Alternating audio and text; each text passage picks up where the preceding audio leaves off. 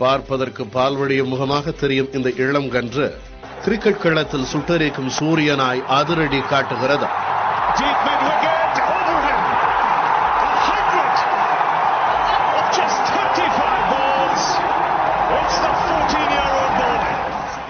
ஒன்பது வயதில் கிரிக்கெட் விளையாட தொடங்கினார். 14 வயதில் சர்வதேச கிரிக்கெட் உலகமே ஆச்சரியப்பட்டு அண்ணாந்து பார்க்கும் அளவுக்கு உருமாறி மெருகேறி இருக்கிறார்.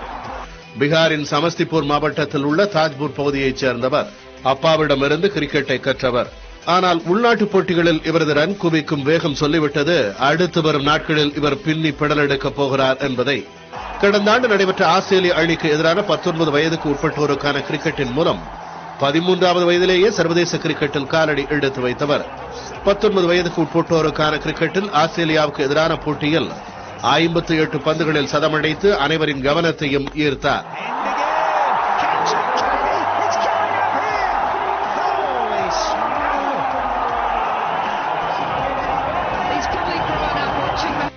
இளையோர் கிரிக்கெட்டில் அதுவும் குறைவான பந்துகளில் அடிக்கப்பட்ட சதம் என்ற சாதனையாக அது உள்ளது.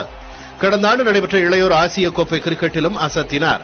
அந்த தொடரில் இறுதியாட்டம் வரை முன்னேறிய இந்திய அணி கோப்பையை வெல்ல தவறினாலும் வைபவ் தொடர் முழுக்க அதிரடி ஆட்டத்தால் ரசிகர்களை ஈர்த்தார்.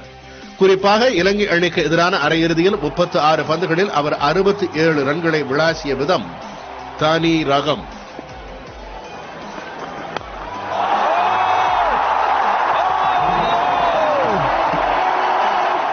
கடந்த ஆண்டே வைபவ் சூரியவன்சியை ராஜஸ்தான் அணி ஒப்பந்தம் செய்தது.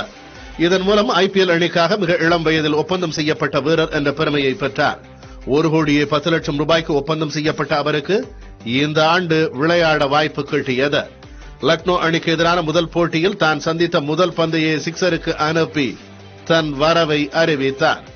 14 வயது 32 நாட்களில் IPL தொடரில் அறிமுகமான வைபவ் 20 பந்துகளில் 34 ரன்களை விளாசினார். அரை சதம் அடிக்க தவறிய இந்த பாலகன் மைதானத்தில் அழுது கொண்டே வெளியேறினார். அப்போது விட்டதை குஜராத் அணிக்கு எதிரான போட்டியில் நிகழ்த்தியிருக்கிறார். 35 பந்துகளில் சதம் அடித்திருக்கிறார். மிக இளம் வயதில் IPL போட்டிகளில் சதமடித்த வீரர் என்ற சாதனையை நிகழ்த்தியிருக்கிறார். இன்னும் என்னென்ன சாதனைகளை நிகழ்த்த காத்திருக்கிறாரோ இந்த பாலகன். சர்வதேச கிரிக்கெட் வைபவின் அதிரடி வைபோகத்தை மேலும் மேலும் ரசிக்க காத்திருக்கிறது.